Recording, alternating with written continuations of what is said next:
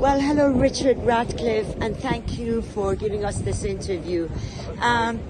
What does this scene remind you of today? Well, this scene personally reminds me of being here myself, almost 2 years ago now, camping in front of the Foreign Office on hunger strike, calling for the government to move. In our case, it was to get Nazanin home, and it was to resolve the issues they got with Iran, also to deal with Iran's hostage-taking. 2 years on, Vahid is here camping, calling on the government to follow its promise to prescribe the IRGC. And similarly, he's talking to a stone wall. There's not much coming out. So it brings back memories of that battle. It brings back memories of the feeling up and down and worrying if it's the right thing, worrying what's going to happen, and being grateful for all the support and the care. For those in person who come along to say hello, for those who are watching and sharing on social media, it all really helps. You don't do something like this lightly. You don't do it for it not to be noticed. We're all glad that it's been noticed. Nazanin was freed.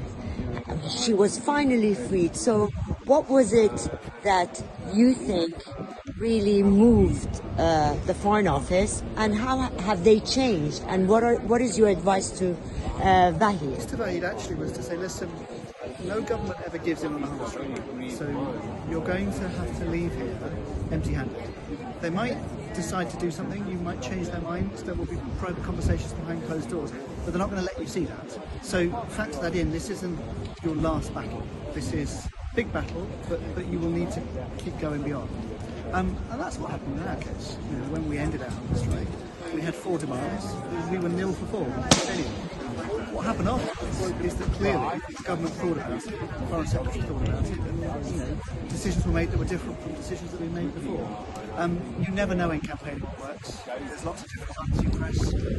It's like advertising. Who knows what works? So my advice to him was to be strong, to be dignified, but also to know when he will need to fight another battle. This isn't the last one. And today you are seeing all these MPs and Lord Pollock, and the letter being signed by more MPs in here in UK than those in the United States. What does this say to you? I think it's really, really helpful that there's more political momentum, more political traction, more MPs noticing. At the end of the day, as an individual citizen, it's quite hard to lift the government. Your MPs can do it, members of the House of Lords can do it. So the more Parliament cares, the more Parliament holds government to account. So listen, you've got a policy here. It doesn't make sense. What's going on? Explain yourselves.